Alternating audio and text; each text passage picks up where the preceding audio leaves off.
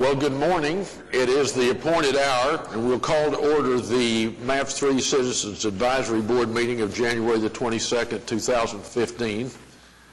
Happy New Year to all of my colleagues for our first meeting of 2015. I bring you greetings from Mike Dover. Mike is not with us today. He's had knee replacement. He has asked me to convey to all of you that the injury was unrelated to his service on the MAPS 3 subcommittee or on the but we'll miss him. You have been provided copies of the minutes of our previous meeting on December the 18th. Are there additions or corrections to the minutes? It's been moved and seconded that we approve the minutes. Further discussion? All in favor say aye. Aye. Opposed, no. The minutes are approved. You have in your packet the MAPS 3 Revenue and Expenditure Report. David, would you report that for us? Yes, sir. Thank you, Mr. Chairman. You have in your packet the Revenue and Expenditure Report for the period ending December 31st, 2014. It's in its usual form. I'll go over the highlights on it. On the revenue side for the month, we have $9,260,514. For the fiscal year, we have $56,001,149 for a total of $472,744,508. Then on the expenditure side for the month, we have $2,761,353. Fiscal year, $15,725,689 for a total of $78,692,100. Then you also have in your budget and obligations report for the period ending January 12th, and you can see the expenditures, the budget and the obligation and the remaining budgets for each of the subcommittees. So I'd be happy to answer any questions you might have. Any questions for David? Michael, you want to offer us your financial comment? I apologize for being late, and I do not have any comments on the report, and I would move acceptance. Been moved and seconded that we receive the report. Further discussion? Any questions? All in favor say aye. Aye. Opposed, no. It is received. We're going to depart now. Before we go to item 4, we have a very pleasant task to have today, something that occurred at the River Subcommittee. It is listed under item 18 in your agenda under informational items. It is item A. There was an award presented, and David, would you like to explain that and introduce the presenter, please? Yes, sir. Thank you. If you remember, we did the lighting project at the river that put the lights up so that we have the only permanently lit rowing facility in the world, and Garver Engineers was our consultant for the project, and they submitted the project into a competition that Curtis Brown can describe. So I'd like to ask Curtis Brown from Garver Engineers to come up and describe this award. Yes, thank you. Again, it's with great honor that I'm able to do this. We submitted the river lighting project to the, as you can see over here, to the International Illumination Society, and actually competed in an international competition with over 10,000 entrants.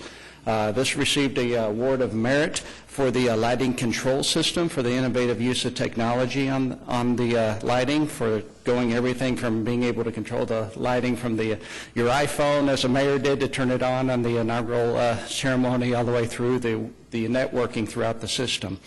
This award was one of the top finalists. It did not, unfortunately, win the very top international award, but it certainly was in the top 10 of the awards in the United States of all of those presented or submitted. So we wanted to present this award. It was actually in the top right, a photograph that actually I took of the river lighting, demonstrating what it is, and hopefully this can display in the MAPS office and be inspiration for the rest of the projects, as I know they'll continue to win some more. And I'll certainly open up any questions or anything more. All right. Thank you, Curtis. Thanks, we appreciate Tom. you being here and submitting it. That's just an indication of the really great job that's being done at the river, and we appreciate it. Michael, any comment from the subcommittee? Great. Thank you all very much. Thank you a lot, Curtis, for being here. We appreciate it. congratulations to the staff and everybody involved. It's a very well-deserved recognition. Well, let's resume then our agenda, going to item 4. David, would you brief us on that? Yes, sir, Mr. Chairman. Item 4 is recommend resolution approving preliminary report for MAPS 3 Senior Health and Wellness Center number 2, project M3-H003. We're happy to bring to you today the preliminary report for the second wellness center as design goes along on this. So today we have Alan Brown and his team from FSB to present the preliminary report. Welcome, Alan. Good morning. We're going to present the preliminary report. I guess you've seen this. This is a summary of that report.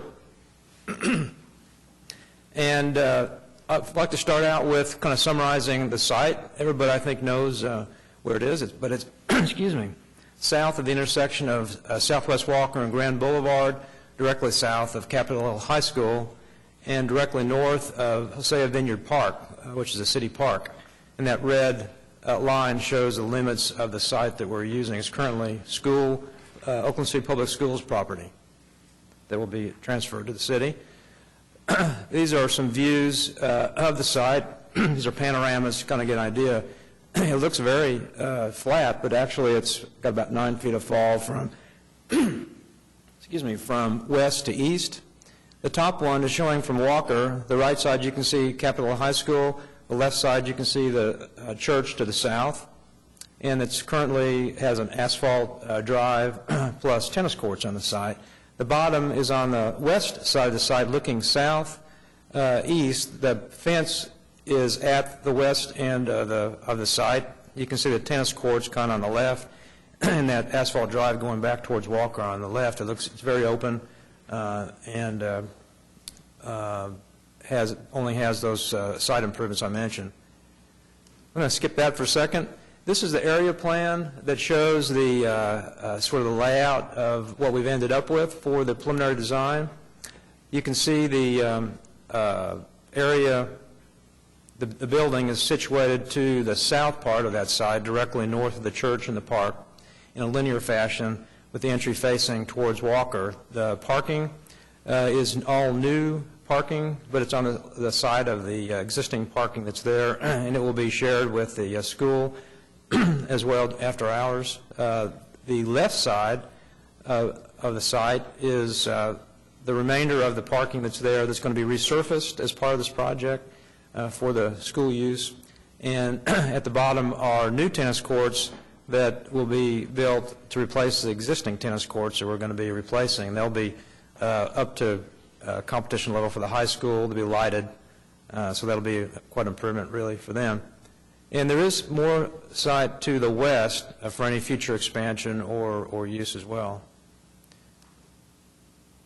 This shows a little bit closer on the site plan. Shows the improvements I just mentioned. The parking to the north will be totally barrier-free. Most of the ADA parking is directly adjacent to the building, so users will not have to cross a drive to get into the building. And then we have an entry court facing Walker, and then we call a park court facing the park. Interesting thing, the city is building trail improvements for the park, Hosea Vineyard Park, and so we've talked to them about using the park for walking for the senior center. So we're developing a connection to the park, and that'll save some cost to the wellness center project. Of course, we are building tennis courts to the west, which are a little bit extra, but all together it could be quite a complex for use by the park, by the school, and by the senior center. Okay, I'm going to turn the presentation on the actual building design over to our design consultant, Mark Bodine from Moody Known in Columbus, Ohio. Thank you, Alan. We're going to present today a little bit more development from the plans you saw last time that we gave you an update to the facility and working with NorthCare and with FSB over this past and the MAP staff for the past several months. Again, the program for this facility was a little bit different. It used the flexibility that was in the MAPS master plan document to balance this to meet the needs of the neighborhood and the needs of the operator, which is NorthCare. So we have a real balanced program of active spaces, social spaces, meeting spaces, educational spaces, and healthcare spaces in this facility that resulted in a building about 36,000 square feet, all balanced to the budget considerations we have. As Alan said, it's a great site, really a win-win site for the city on underutilized parking lot that has good presence along Walker.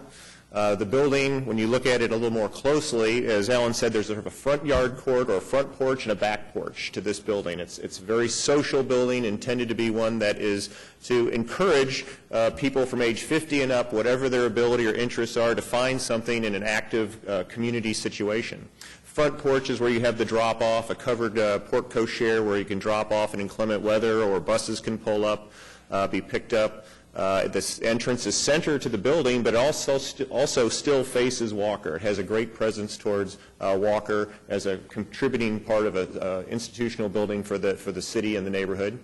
The back porch, which is literally also enters at the middle of the building, is the outdoor social space that is shaded. It has both trellises and overhang of the building that provide an outdoor social space, outdoor active space, outdoor learning space, and traditional lawn-type activities. I might go out there gardening, all sorts of opportunities wherever this community develops their interests, a lot of flexibility. And most importantly, as Alan said, it connects to the neighborhood park and takes advantage of the views of that parkland and really connects it to the community.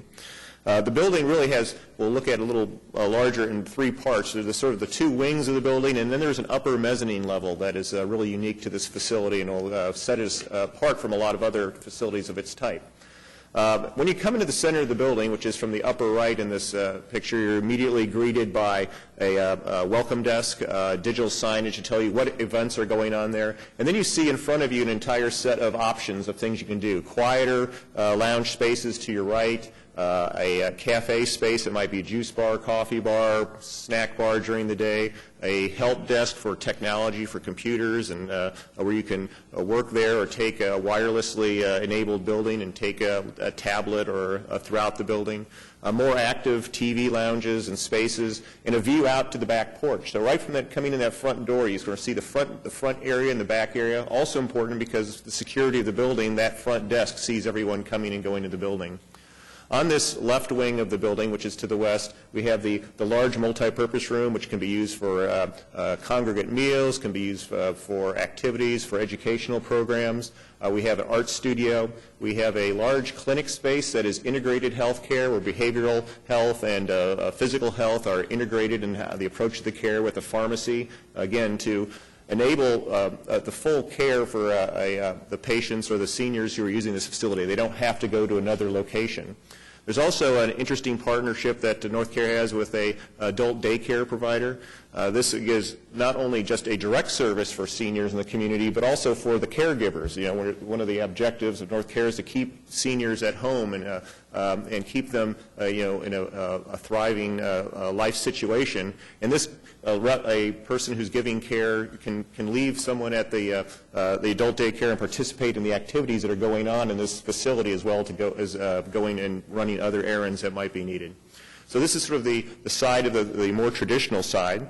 When you turn the other way in this facility and look to either the south or to the east, you see the more active areas. There is the individualized fitness areas that you see.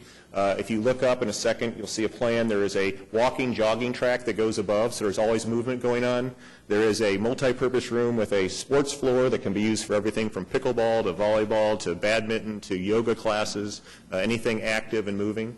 Again, there is a aquatics component to this that is a hybrid pool that is a little warmer than normal, but it has lap swimming. It has a social space where after an aerobics class in the water, folks can sit with a bubble couch and not just enjoy this as a social experience as well. There's a more traditional games area with billiard tables and table games.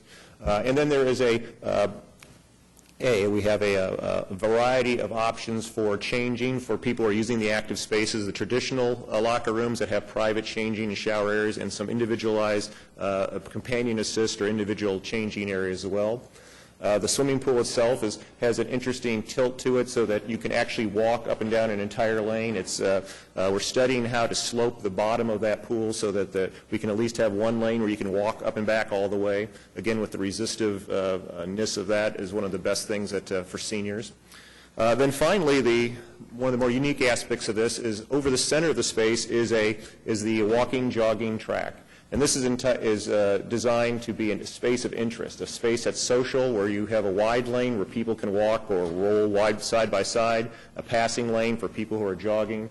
And as you go around this space, you look down into the entry area, you look down into the fitness areas, you look out over the park, you look out over the school and Walker Drive. So there's always activity going on. And each of these corners has places to sit where people can take a rest. It's about a 17th of a mile around, so people can go at their own pace and be used differently as you go through the course of a day. The building itself has taken shape with a lot of materials that are very similar to Wellness Center 1. It's brick, which is a very neutral, sort of a beige pattern. Then there is a cementitious panel that's used both as kind of a siding material and then used as kind of a highlight material in panels. You can see here what we've done is taken the most permanent pieces of the building, and this is both inside and out, and made them earth tones, neutral colors, and then added splashes of color in things and materials that can be changed as things will change over time and the interests and the fashion of the day might change. Always make the facility feel new, feel like it can be updated. So in this case, the central area has kind of that yellow chartreuse color, which some suggested might be a part of the MAPS logo, but really wasn't. It adds that little bit element of drawing your eye there where you'll see activity. This is the view from Walker. The little walkway in the front comes from the bus stop that's right in front of the facility. Again, a universally accessible path to the front door or from any of the parking spaces. And as you approach the building, you look in, you see activity, you see the games area, you see the lounge area, you see people running by or walking by up on the path above. From the park side, this is a close-up of that view, and there you can see the canopy. It's on the north side, so it's got a translucentness to it so that it doesn't feel dark, that it feels light, and that people are naturally drawn to the entrance. On the back side of the building, this is the back porch. You can see we have a wall that kind of screens the facility, creates that outdoor room that is shaded, and then opens up to the park. So the path to the park, the path to the activities. And as you look back from the park, again, you see people running by, you see people on exercise machine, you see people moving, you see people participating in different activities. So that's what this building is really trying to be all about, a little bit of activity and adding some excitement for the community. As you look in the interior spaces, when you come in the front door, this is what you sort of see. You see the upper level there where you can see some equipment, you can see people running by or walking by, you can see out to the back door, to the back porch, the activities going on there. You see the sort of the juice bar on the right, and then the building spreads out from the two sides. If you were up on up in that track area looking down, this is back towards the entrance. You can see as you come through those doors, again, that you come through and see all the activities that are available to you. And then finally, just a shot of one of the spaces at the end that relate to that our corridor or our space along the center is intended to be like a path itself, that at each end there's a destination. One end is a demonstration kitchen, the other end is a lounge that's near the pool, and you can look out and see that there's this activity available to all the folks in the facility, that you can find your own place here that has multiple different choices of how spaces interact, but are different neighborhoods, different types of seating arrangements that we have in the building. Alan, you want to talk a little about the interiors? Let's set a couple of boards on there. Okay. Well, Mark's setting up a couple of boards. We do have larger versions of these. This presentation is kind of hard to see the colors and materials, and afterwards, if you'd like to come down and kind of look at those, feel free to do that. But as Mark said, the kind of the scheme for the building is all the permanent finishes, the permanent materials are neutral. And accent colors are brought in on things that can change over time, but the color scheme in general is kind of based on the community, it's a Hispanic community using bright colors, and that's something that NorthCare has wanted to execute. When you come into the entry, as Mark mentioned, on this view right here, you can see the different uses. The floor is a polished concrete. It'll be a neutral color. It's one of the most permanent things in the building. And the other finishes are some bright colors. You probably see better on your monitors. They're shown on these color boards. And wood is sort of walnut color, and then a number of other materials that coordinate with that, including an indigo and other bright colors. This shows the typical building finishes on the top. Some fabrics on chairs are shown below. This is the Wellness Center on the right. This is the Health Center, basically, that shows waiting furniture, conference room furniture, and offices will also have color within those as well in the same color scheme. This shows the multi-purpose room. One change from this plan that, or this presentation that we've made, a suggestion of NorthCare, is the chairs in the multi-purpose room will not have casters. It makes it easier to, or harder for them to slip out from under somebody when they're trying to get in and out of a chair.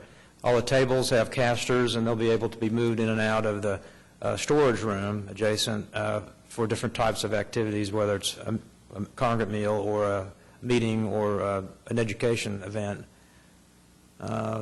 Basically more of the same. The Aquatic Center has tile floor on the deck, and has basically two colors, a neutral and a indigo blue color. On the right are the exterior building finishes, the brick, sort of beige gray brick that Mark mentioned. And then you can see the two colors of the cementitious panels that can be changed over time if you want to. The thing about buildings, sometimes we use a lot of neutral colors because, you know, you don't want to be fashionable all the time. So we wanted something that will bring color into the main part of the building, but yet could be changed if you needed to over time. So we have an outdoor area that, as Mark mentioned, a porch that faces the park that will have outdoor furniture in it, and maybe even a fire pit. And all this is in the budget right now. We have an FF&E budget. We'll show you in a second. We've estimated the cost of all these furnishings. Okay, now for the cost estimate. The top is our budget from the MAPS project requirements. Total $10,560,000.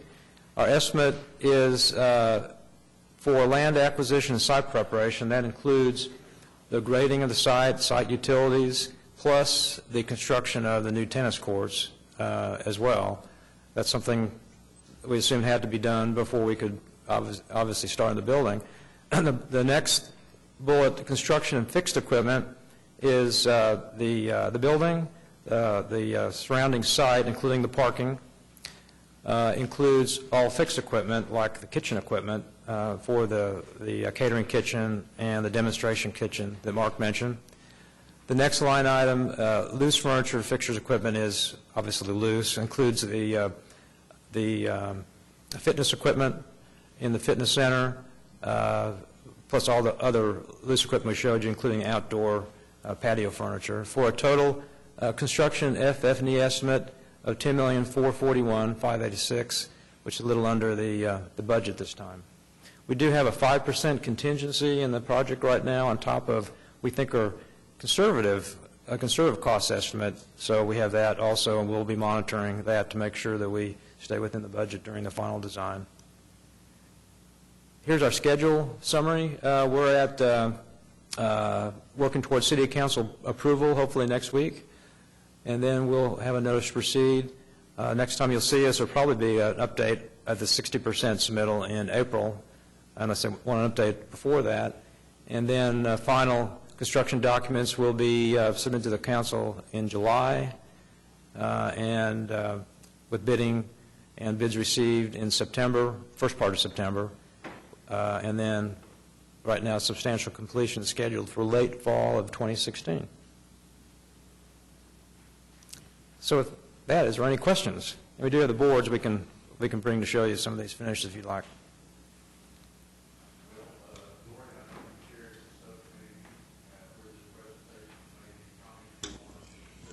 Well, I just want to state that we're very impressed with the evidence that the Board and staff, they've listened to the subcommittee, certainly NorthCare's involvement in all of the planning. And we saw yesterday changes had been made based upon recommendations from the subcommittee. Yes. very pleased with the selection of materials. We believe that they've been very sensitive to the needs of those who would use the center. Thank you. Thank you. Other questions? I had a question. Again, I want to echo Gloria's sentiments of the fact that the designer me is so excited that you've embraced the culture and heritage and helped weave that into the diversity of the culture in Oklahoma City. I applaud you for that. When we look at the outside of the building of this facility compared to the next facility and the first facility, obviously the architecture is going to be different and unique to that building and that environment. But will there be anything iconic in the signage that unites all of those centers together? Much like if you were to drive up to a YMCA anywhere in the United States, you would know it's a YMCA. I guess that's a MAPS program question. That's something we're still kind of working through. You know, we've got 2 of these out there, and as I said, we're working through that right now. I think that would be a great idea, that they connect somehow, but remember that the subcommittee has always said they want them not to be the same everywhere. So, and I understand what you're saying. So we'll have to work with that mix of the iconic sign versus them all being individuals. One thing I'd point out that we haven't quite figured out, but Councilman White has requested that we try to use some brick from the salvage from the stadium demolition. We're going to try to figure out a way to use it probably in the site somewhere. There'll be another connection to the community in the area. So, Thank you. Well, I have a comment. I just, as a South Sider and a senior, a likely customer of the center, I'm very excited about it. It seems to, a lot of thoughts gone into it, and it's very appealing, and I like the way it all flows and all the opportunities for everybody. it was a challenging site, but we think it's worked out well and taken advantage of everything around. Well, I think it's going to be, you got some interesting challenges here with, because 50-year-olds and 90-year-olds have different, those are all users, and there's still a lot of different things that, those age groups we want to do, and you seem to have appealed to all of that very well, so I appreciate it. Sure, thank you. any other questions? Well, we have before us a resolution approving this preliminary report. Shall we approve it? I move that we approve the report. Second. Been moved and seconded that we approve the preliminary report. Is there further discussion? All in favor say aye. Aye. Opposed, no. The resolution is approved. That brings us to item number 5, David. Item 5 is presentation on MAPS 3 Oklahoma State Fairgrounds Phase 2 New Expo Building Project M3-F002. I'd like to try and keep this board informed as to what's going on. And today we have Jerry Crone with FSB to just give you a brief presentation to show you what's going on out at the fairgrounds. Well, I have to admit that I'm going to follow Garver with a fantastic award and a beautiful building design that was all very exciting. And now I'm very fortunate to give you a construction update on the Expo Center. I'm Jerry Crone, a project manager with Frankfurt Short Brugia, involved with the project. Good news, this month I actually jumped at the opportunity to talk to you because, as you know, as you've watched all the buildings come up for MAPS and maybe even your own house, after you get out of the subsoil, everything gets easier and better. Well, that's where we are in the Expo Center. So I'm happy to make this presentation this month, and hopefully it'll keep going as easily as it has been. Right now, out on the site, if you were to drive to the fairgrounds, you're going to notice a very large area of work. In the south end, they are doing site utilities for the future fairgrounds carnival area, and right now, which is very exciting, at least to me, is that they are drilling piers. All of the piers are the length that we anticipated for the most part, which is great news anytime that you're drilling piers to that depth. So most or all of the soils issues that we've been encountering to this point are essentially resolved. So that's good news. Just to give you a little update on what's happened over the last month, the TNT building is gone, and with that, part of demolition, the train has been moved. So if you've been out there and your children are asking you to take them to the train, you're going to have to go somewhere else. I think that Mr. O'Toole feels confident that he can give you other amenities on the fairgrounds to take at the place of the train, but that'll rely on history to see if that is resolved. Yesterday, as I was out on the site, I should tell you that they are going from south to north and from west to east on the piers. What has happened is that yesterday they had 3 pier rigs out there. So they've perfected the process. They are in a good rhythm, which is all good news for construction. It's very busy on the site. It's all fenced off. A lot of activity as I just flipped through the photos. I have received some comments from my friends telling me that I have a very boring job because they see the dirt. That photo right there, I got a lot of comments this weekend that if that's all I have to look at all day long, I must not have a very fun job. I try to lie and tell them it is exciting. I think I've already told you about that. They anticipate that a lot of the spread footings are going to begin on Monday, so that's good news. That means all the big rigs are going to be out of the way. So all of the subsoil work is really moving along well. This past month, in your packet, you're going to notice that we have submitted change order number 2 for the Expo. If you have any questions about that, I'll be glad to take them at the end if you want to read those in detail. Along with amendment number 2, which is a lot of the soils issues that have now been resolved. And that is the summary of the overall budget. Right now, we are still working within the contingencies for the project, so that really is good news at this point. As far as the schedule, at the end of change order number 2, substantial completion is moved to March 29th. I believe last time that you got an update, it was March 10th. We added 19 days because of the soils that we have encountered, and the 19 days should take care of all of those issues. Do you have any questions? Jerry, just one. Remind us of the accommodation that's been made for the construction while we have the state fair going on in the fall.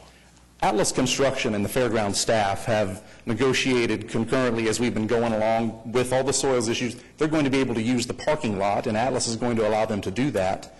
The new parking lot that we just put in, you go all the way back.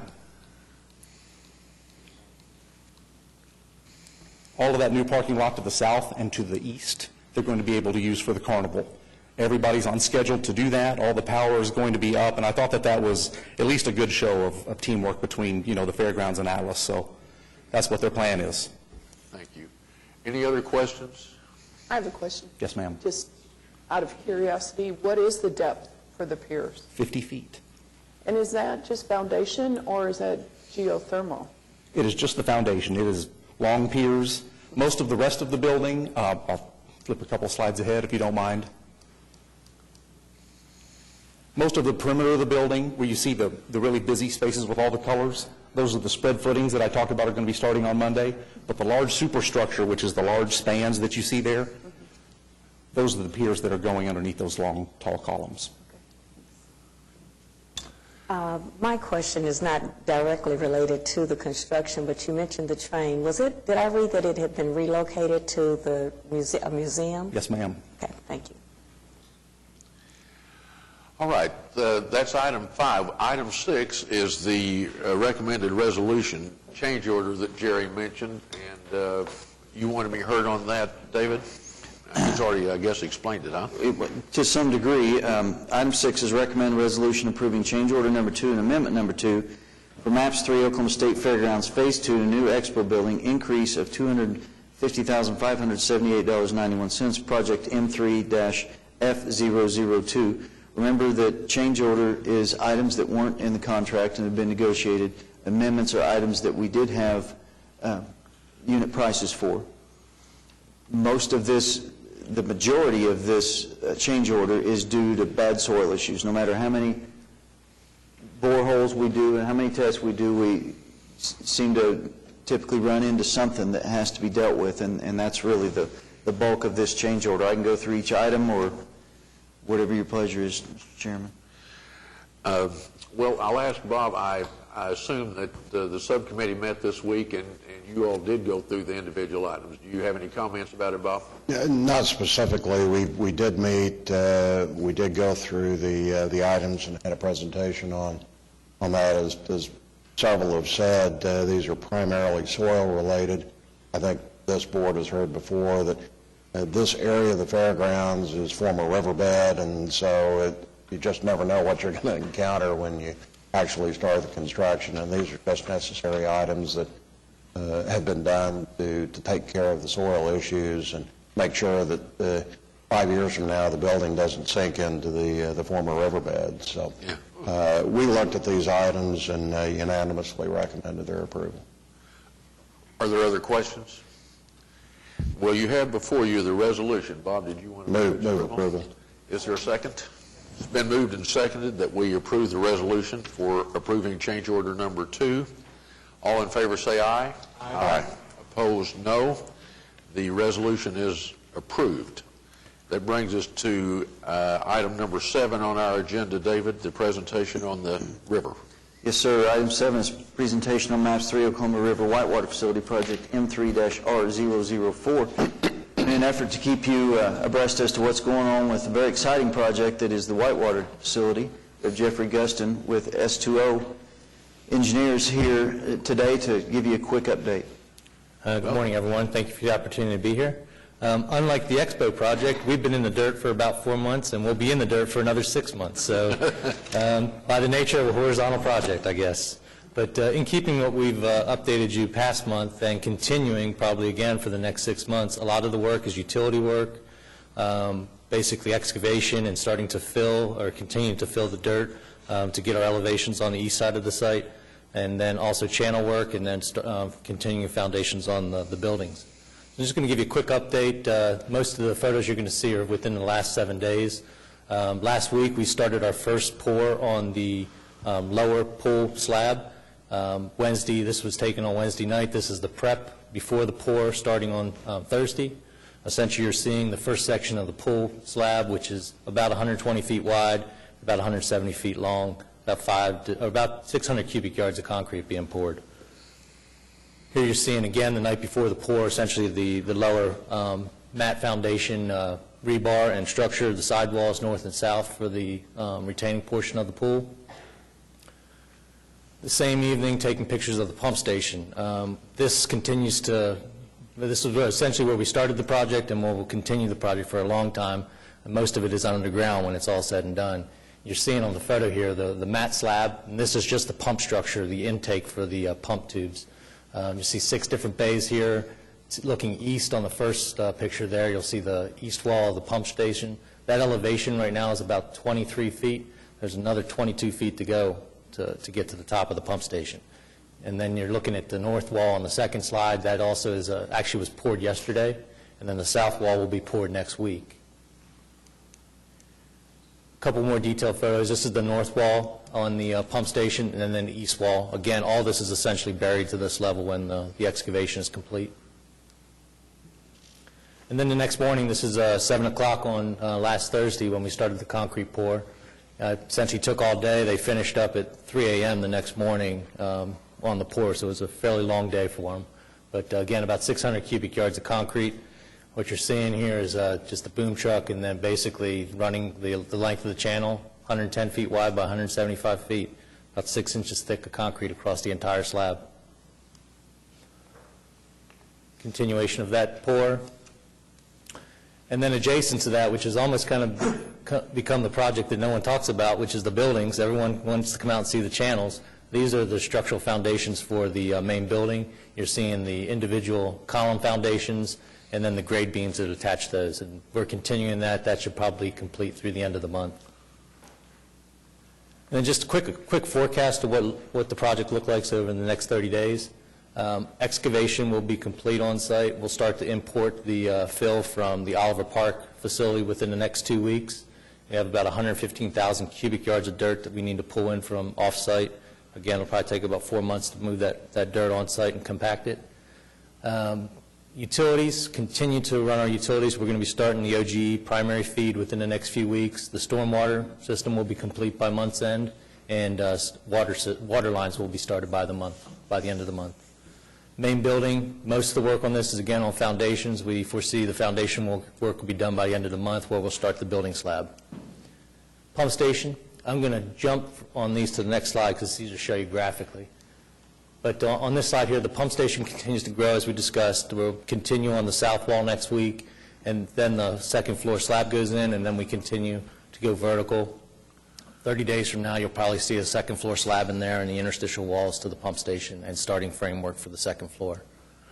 On the channels themselves, there's a couple shaded areas here. The gray section just to the west of the pump station, that was the pour that was done last week.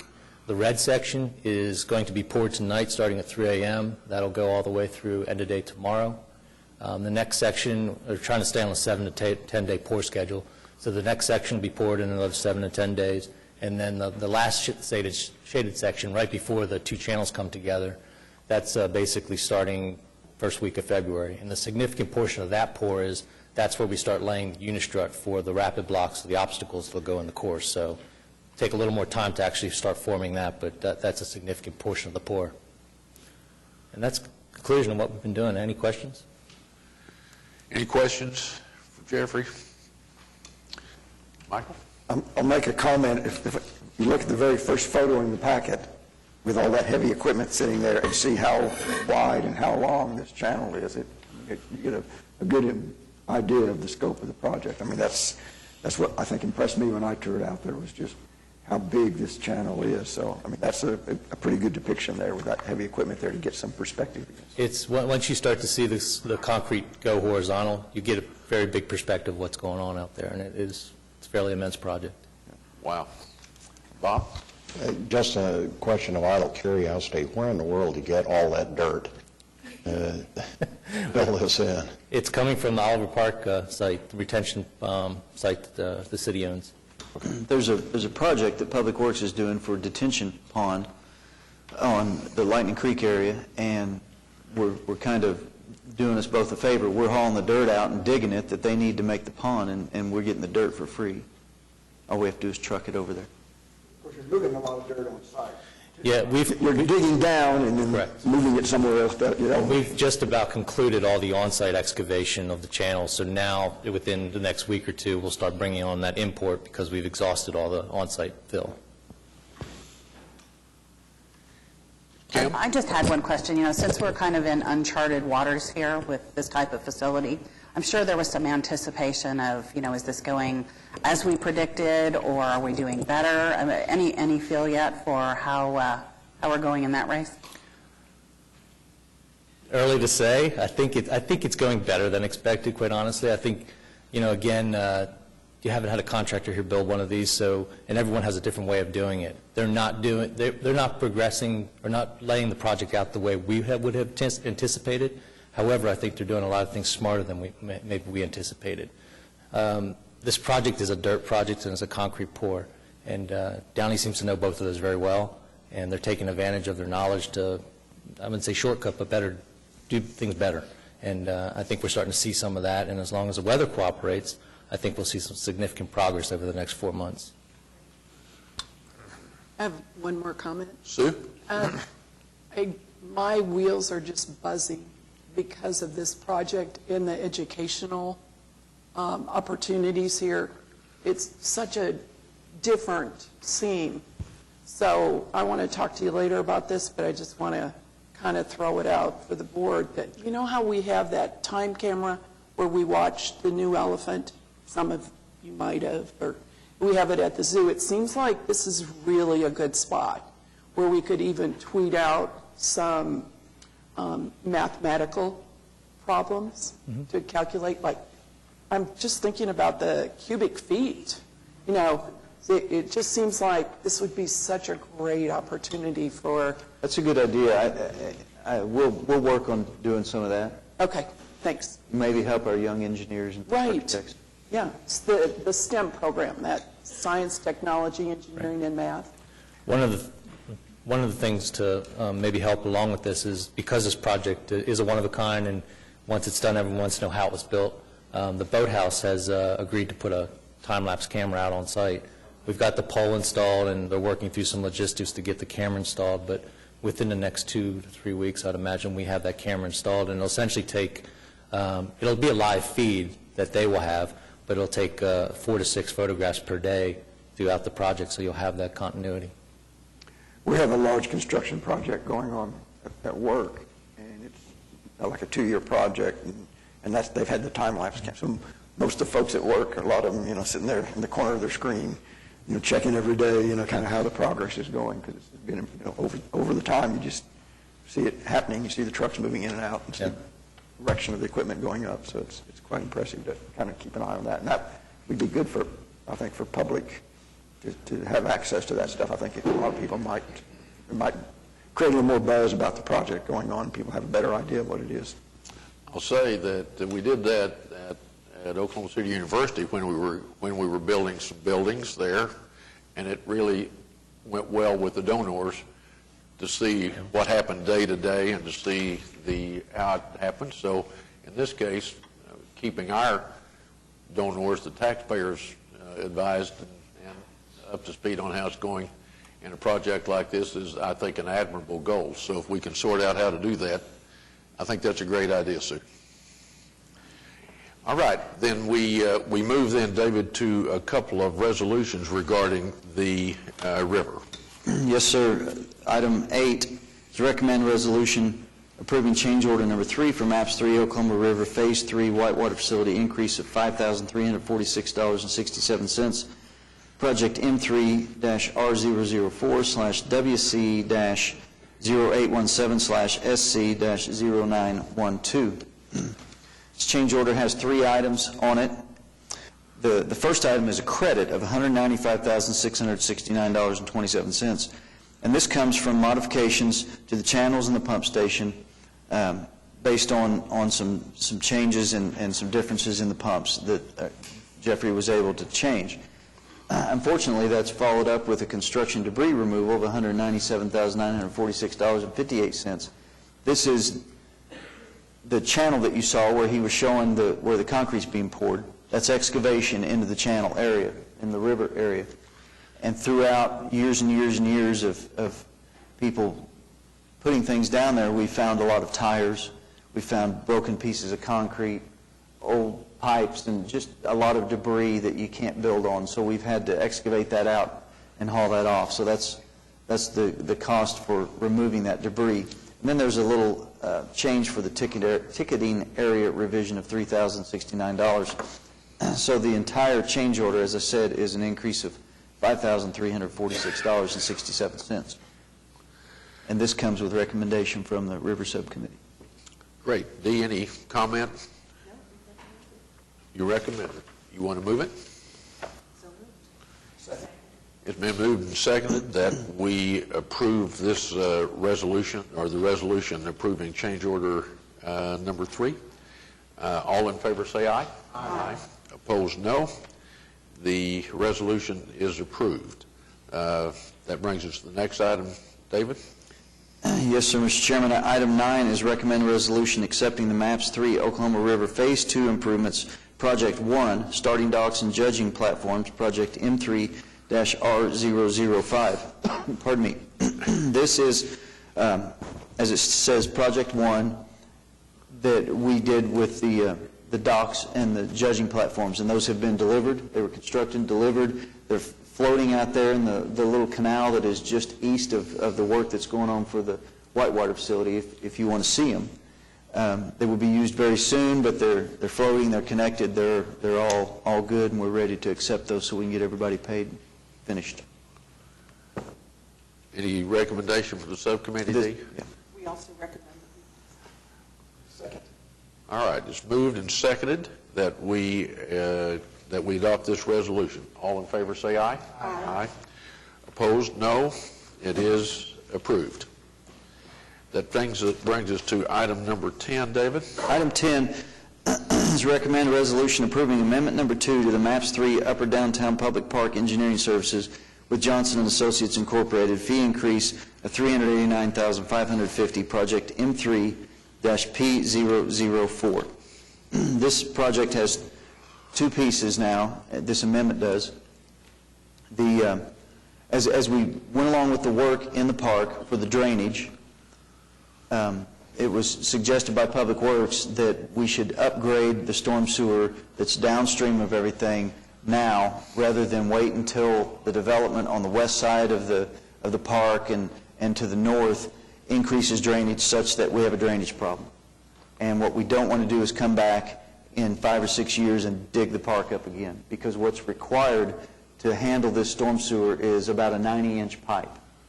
And it's very deep, so this would be a very big hole, a very big ditch that would be dug to install this pipe.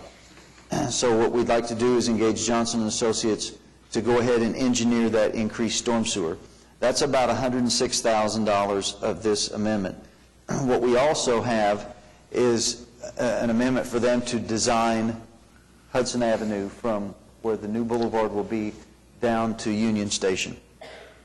Because when we do the utility revisions of this storm sewer, the other storm sewer that's in there, the sanitary sewers that are in there, the small water lines, and the 30-inch water line, Hudson Avenue will look like a patchwork blanket. And it's not in the best shape now. And in fact, Public Works has on their bond issue a project to revise that or rebuild that street. So that's the money that we're going to use to pay for the majority of this project.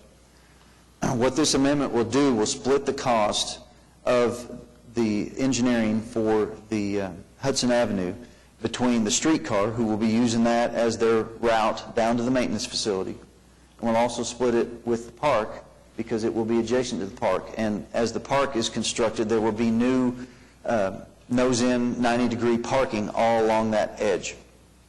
So the park and the streetcar will participate in the engineering on this, and then the Public Works bonds and some money from the park and a little bit of money from the streetcar project will help rebuild Hudson. I know that's a long description, but it's a little complicated. This also comes recommended from the streetcar subcommittee and the park subcommittee. Kim, you want to be heard on that? I would just like to say that, David, you did just an excellent job explaining this today as you did yesterday. You took something that could have been very muddy and made it extremely clear. I think this is a great representation of how the MAPS department is looking at the whole big picture and thinking proactively on as many situations as possible. That staff's to be commended for that. And also that when projects share boundaries and share projects or share items, that we're working in the spirit of cooperation together. Thank you. Nathaniel, any comment? I think ultimately the overall program benefits, saves money by identifying these problems well in advance. And so I commend the staff for that. Anyone else? Questions? David, I had a question for you. These are the estimated costs to engineer these projects, but obviously those are costs that are going to be added to the project to make these improvements, right? So are we looking, how much more are we looking at in the cost to construct or make these improvements? Well, the construction cost is between $3.5 and $4 million is what we're anticipating. And were those anticipated originally in the park plans? Were you anticipating having to do a bigger drainage line? It is somewhat anticipated as we went through the design because we knew we had to build the parking along the edge, and that parking will substitute for curb and part of the paving that's on that side, and also with part of the utilities. It wasn't necessarily anticipated with the streetcar project, but at the time we didn't know that that's where the maintenance facility was. So it is somewhat anticipated with the streetcar project. And you say the 90-inch drainage line, was that anticipated? That was not, and that's a cost that the park is going to have to absorb. And that's within the 3 or 4 million you're talking about? Or is it? No, that's separate from the Hudson project. So is that drainage line benefiting the park, or is it benefiting the future development adjoining the park? Well, it's benefiting the whole city, and it's a requirement, and if we were a private developer, we'd be required to do these kind of things because that's the policy of Public Works is you build it so that it can handle everything because you don't want to be putting things in and tearing it out. And like I said, we don't want to go back into the park after we have all the trees and the lake and everything down there and everybody's enjoying it to go and dig this 20-foot deep, 30 feet wide ditch in the park. Well, I understand that the timing should be done now. I'm just, I guess, trying to get my hands around why it's necessarily comes out of the MAPS budget, if it's really benefiting the development that's going to be. Right, well, it benefits the park, and it benefits the streetcar to some degree because the rails have to drain, but mostly the park. But like I said, if this were a private development, we'd have to do the same. Were you saying that there's a GEO bond element to it?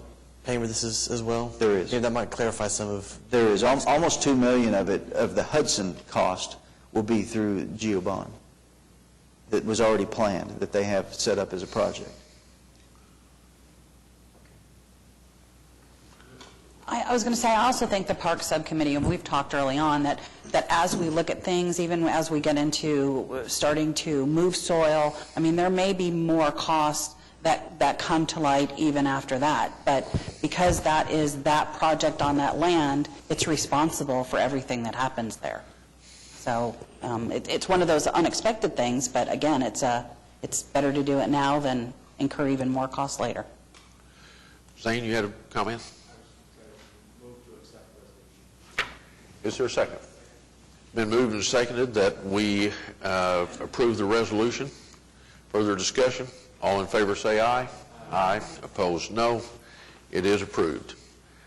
David, that takes us to item 11. Yes, sir. Item 11 is recommend resolution approving amendment number 1 to contract for environmental engineering services with Intercon Services Incorporated for the MAPS 3 Downtown Public Park Environmental Engineering Services, increase of $125,000, project M3-P005. This is an amendment to an existing contract for the environmental services that are ongoing in the park, and that includes going out, the buildings that have been raised within the park. They went out and identified asbestos, identified hazardous materials, creating the plans. There's also been some borings and identification of soil areas that might be contaminated. So this is just to increase the amount of the contract so that we can continue to do what we've been doing. This illustrates something that I think goes through all of our minds as we sort through all of these amendments and changes almost monthly, which, knowing as we do, these projects are all dynamic. I'm assuming, David, that none of these things that we're asking for increases the budget. All it does is amend how the money within the budget is spent. Would you? That's right. We're still within our budgets for A&E, and as we do the amendments within construction. If we're not, we will definitely point that out. Sure. So I want to make sure we're all clear on that. Not increasing the budget, just yes. Okay. Right. Is there? Let's see. We're ready for a motion, if you care to, on item 11. Also move, please. Is there a second? It's been moved and seconded that we approve the amendment number 1. All in favor say aye. Aye. Opposed, no. It's unanimously adopted. That brings us to item 12, David. Item 12 is recommend resolution approving change order number 1 and amendment number 1 for MAPS 3 Phase 1 West River Trail connection, South Meridian Avenue to South Council Road, increase of $190,496.52. Project M3-T001. This is for the river trail, as it said, that extends from Meridian to Council. There are some items on here that include fencing, fence modification, temporary fence, and again, the material disposal issue comes up. Again, down by the river, we find tires and chunks of concrete that we have to move. And then, as part of the amendment, there's $143,068 of quantity adjustments for items that already had prices that we just needed more or less of as we continue to complete the project. That's outlined in the actual change order document that you have. Specifically, some of it is what we call unclassified excavation, which is just digging in all kinds of soil. Then there's borrow, there's some aggregate base, and just various things. So very, very typical for a project like this. This comes recommended from the subcommittee. Sue, any comment? Been moved and seconded that we approve the resolution. All in favor say aye. Aye. Opposed? No. It is approved. Item 12. Actually, I think it's 13. 13. Item 13. I recommend resolution approving change order number 3 for MAPS 3 Phase 1, West River Trail connection, South Council Road to Northwest 10th Street, increase of $66,086, project M3-T001A. This is the connecting piece of that trail along the river that goes from Council up to Northwest 10th Street. And the items are very similar. We have pedestrian gate, maintenance gates, There's some additional riprap, and riprap is the large limestone rock that you see that we place on the slopes to minimize erosion. There is a pipe, presumably a petroleum line, that's out in the area that is unidentifiable as far as ownership. We've talked to the Corporation Commission, we've talked to everybody we can, and not able to talk to anybody about this line. So the solution is to build a junction structure and go below it and to add 3 pipes. So there's a cost for changing that. That's item 4. There's some asphalt modification changing from type B to type C. So some very similar items. And again, this is just common things that we run into as we go through construction. And this comes with recommendation from the Sidewalks and Trails Subcommittee. I move approval. Is there a second? Been moved and seconded. Is there further discussion? All in favor of approving the resolution, say aye. Aye. Opposed, no. The resolution approving the change is adopted. Item 14. Item 14 is recommend resolution approving amendment number 1 for MAPS 3 Phase 1 Project 3 sidewalk improvements, increase of $165,735.79, project M3-W001B. You can see that the Trails and Sidewalks Subcommittee has been very, very busy. We've got a lot of construction going on, and again, this is a quantity adjustment based on previous prices that we have on the items, because it's an amendment, and it's various things like additional curb and gutter, some concrete pavement for driveways, some retaining wall here and there. We run into traffic signal conduit, what we call pull boxes, which is the little boxes that you see out there that work with the signal, removal of curb, just various things, and those add up over time, $165,735. Any comments, Sue? You know, the committee is kind of two-sided, where we move approval of this, but we're sad we have to have so many things that are coming out of that budget, because it's just a couple less feet of sidewalks that we're going to create. So, but then when we think about that, I mean, I spent some time thinking about this, and I thought, well, that just shows that where we're putting sidewalks are really like high-usage places. So it's really benefiting the public that we're putting those sidewalks in there, and we're having to go through drives and walkways and going across streets and putting up all those different things to get people safely across. So move approval. Let me add that this amendment does include some additional sidewalk in it, too. There's 712 square yards of additional sidewalk, so sometimes that's in there, too. Sue has moved approval. Is there a second? Been moved and seconded. We approve the resolution. All in favor say aye. Aye. Opposed, no. The resolution is approved. I do want to say this as we leave Sue's subcommittee. She has a very active subcommittee that is really paying attention to a lot of detail about these sidewalks. I mean, as you hear them say, they're crossing a lot of driveways, and they have an awful lot of detail to pay attention to with location of trees and stuff for the trails, and they're doing just a great job. Sue and her subcommittee are just doing a great job of a lot of very detailed reports that they get every month. I was there to hear it this month, and it was just, I just say I commend you. All the subcommittees are doing a great job, but they're really busy now. Okay. David, I have a process question on these contracts. You have these quantity adjustments because it required more material or more curbing or whatever. Those quantity adjustments can also go the other way? Yes, absolutely. Okay. Absolutely. At the end of the project, when you see one of these projects, it will be basically reconciled. And we'll get final measurements and final quantities through the inspection reports, and there will be some items that will be a reduction. David, would you introduce item 15 for us? We're going to talk a little bit about the streetcar. Yes, sir. Item 15 is recommend resolution ratifying the issuance of and approving addenda numbers 1, 2, 3, 4, and 5, and authorizing negotiation of a contract with Innicon Group AS for MAPS 3 Modern Streetcar Vehicles, project M3-S005. Real quickly, and I'm sure Nathaniel probably want to talk to this some more, and Zane, but there was a process for the RFP that was undertaken with a lot of people involved in that, and the process has determined that Enacon is the group that we should be authorized to negotiate a contract with, and it has been approved through the subcommittee and now comes to you.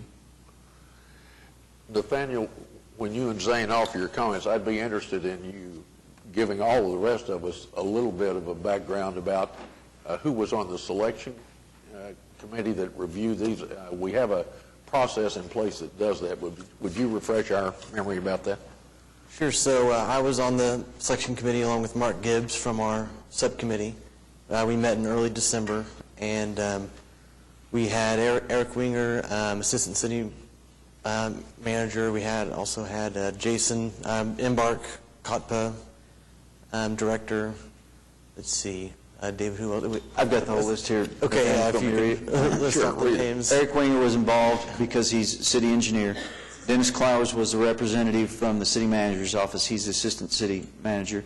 Myself as program manager of the MAPS office. Then Nathaniel and Mark as representatives from the subcommittee. Then Ian Colgan from the planning department, Jason Fairbrush from COTPA, Amanda Carpenter was from legal, and Amy Simpson was a representative from finance. So we had people who were engineering experts, people who were planning experts, people who had the overall purview of the city, people who, transit experts. So we had a really good representation from a lot of different interests, and from what I understand, that's a fairly large selection committee. It's like 8 or 9 total. So we met early December and went through the process, came up with what we think is a very confident recommendation to proceed with negotiating with Enacon. It really hit all of our markers in terms of all the different requirements that we have. So we were very impressed. And then our subcommittee, the streetcar subcommittee, talked about it in December, but then actually approved it this month, yesterday, unanimous approval to recommend the city proceed with negotiations. Zane, any comment? Just to add that this is the same company, I think, that's manufacturing cars at Portland and Seattle. So yeah, they have a lot of experience in the U.S. They're a global company, but they have a lot of experience in the U.S., specifically in modern streetcars. So I think we'll benefit a lot from that. I have a question. Yes. Is this the same company that had delays in delivery of streetcars elsewhere? I think there was an article in the paper about that. I don't know which article you're talking about, but there have been delays, but my understanding is there's also been delays with most streetcar projects, and we're very aware of that and very sensitive to it. First off, we hope to benefit some from the learning curve that the industry's been experiencing. This industry, as far as what we're calling modern streetcars that we're building, is still fairly young, especially in the U.S. So we absolutely expect to learn from other experiences and take that and incorporate that into our timeline. That's a fair point. You didn't necessarily choose the lowest cost provider. Can you kind of talk on some of the other considerations that led you to go this route? So it was one of the lower, but you're right, it wasn't the very lowest. So the other considerations was the performance of the onboard battery, performance of, from air conditioning of the vehicle to the travel time around the route, how long it could go wireless, and then as far as the capacity of the vehicle, the dimensions of it, to make sure that it has the proper clearances, to make sure that it has the right kind of floor height. All these things matter. All these things affect the overall cost. So even just the dimensions of the vehicle affect the cost of the infrastructure that will have to accommodate it. So looked at all of those items. Your reputation of the company, track record of the company, resumes of the people involved in the project were all considered as part of the ranking process. Any other questions? Well, I want to make sure that we all understand this. This was broadly discussed yesterday at their subcommittee meeting. and there were people there to ask questions and to make presentations, and questions were asked, and the scope of the process was discussed, and the way the process went forward was discussed. And from my viewpoint, there was a good discussion of what happened and how the process went. And we followed our procedures and our process in terms of the selection committee. So to this point, we have done it the way we've done all of our process throughout the MAPS procedure. So with that, are there further questions, or is there a motion? I'll move approval. It's been moved and seconded that we approve the recommended resolution. Is there further discussion? All in favor say aye. Aye. Opposed, no. It is adopted. That brings us to item 16. Any new business, David? No, sir. Any new business by any member of the board? All right, that brings us to item 17. We've heard from virtually every subcommittee today. Any subcommittee chair have any other items for us to consider today? I have a comment. I just want everyone to put on your calendars that April, we hope, will be the month for opening of our trails, the first trail. So get those walking shoes or running shoes or maybe your bicycle out of the garage and start thinking about using that trail, the West River Trail.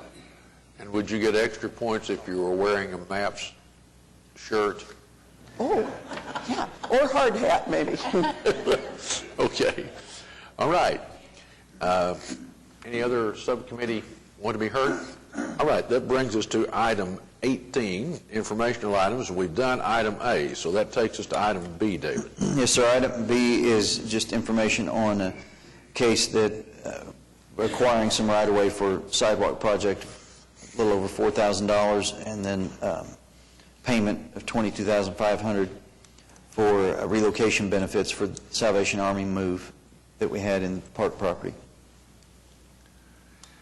Any questions about that informational item? Okay. Does that take us to 19, David? It does.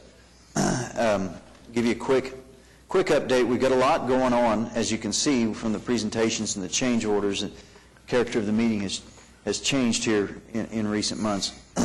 In the river, we have the Phase 2 improvements are nearing completion, and as you saw, the Whitewater facility is under construction and going well.